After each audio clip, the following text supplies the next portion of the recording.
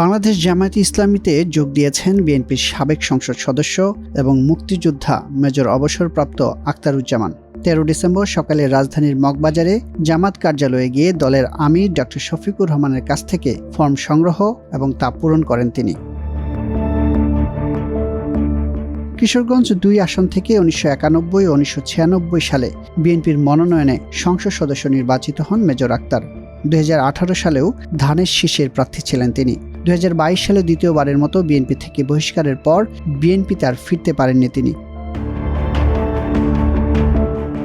জামায়াতের বিজ্ঞপ্তিতে বলা হয়েছে, দলের নীতি ও আদর্শ, দেশপ্রেম ও দেশের স্বাধীনতা ও সার্বভৌমত্ব রক্ষায় জামায়াতে ইসলামীর অবিচল অবস্থানের প্রতি গভীর আস্থা ও সন্তোষ প্রকাশ করে সংগঠনের প্রাথমিক সহযোগী সদস্য ফর্ম পূরণের মাধ্যমে আনুষ্ঠানিকভাবে যোগদান করেন মেজর অবসরপ্রাপ্ত আখতারুজ্জামান।